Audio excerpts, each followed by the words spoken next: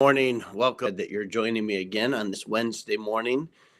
And certainly for us conservatives, we're not elated in all that has happened. And if we're from Michigan, we're very discouraged by what has happened in our state.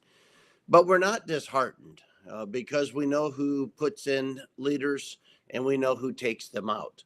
And so therefore we can have complete trust in the Lord, knowing that his way is perfect, that he makes no mistakes, that all that has been true about God will always be true about God. And his promises are true for us today as they are every day. And so Psalm 112 is a very fitting psalm for a day like today. And so let me read it to you, and then I'll make some comments. It's reminding us about the joy of living upright. Praise ye the Lord. Blessed is the man that feareth the Lord, that delighteth greatly in his commandments.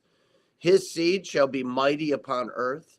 The generation of the upright shall be blessed. Wealth and riches shall be in his house, and his righteousness endureth forever. In other words, just doing right pays off.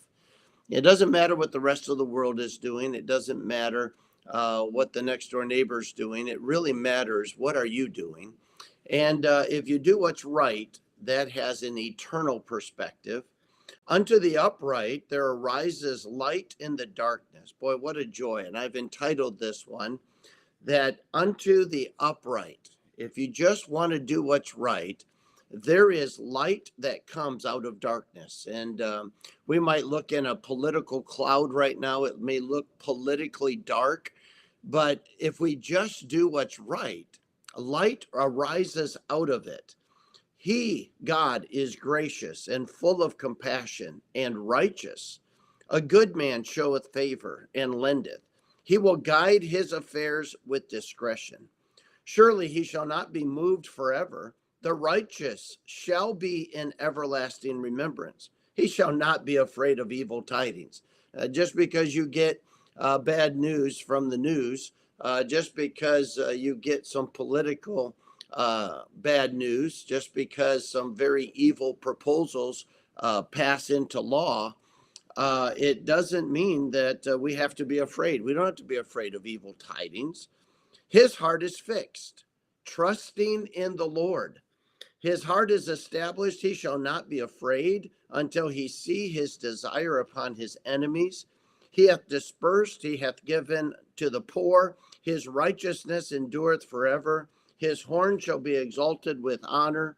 The wicked shall see it and be grieved, and he shall gnash with his teeth and melt away.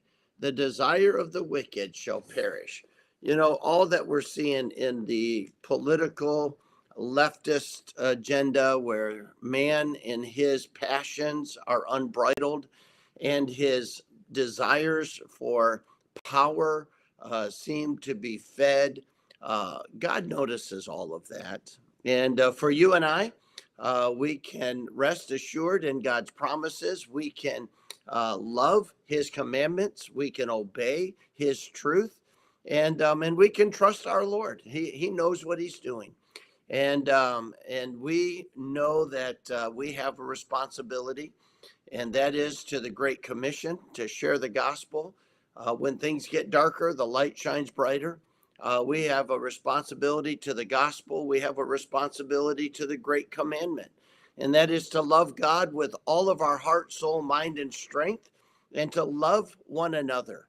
And God hasn't changed his commission. He hasn't changed his commandment. And these are still great. They're still the two drivers of why we're here and what we accomplish while we're here, while we seek to accomplish bringing glory to the name of our great God and good attention to him. And so may you have a cheery heart today, knowing that everything that has always been true about our God is still true. And he has a special plan for you. He has a special plan for me, and we can trust him in it. So I hope you have a great day. I'll look forward to seeing you again tomorrow.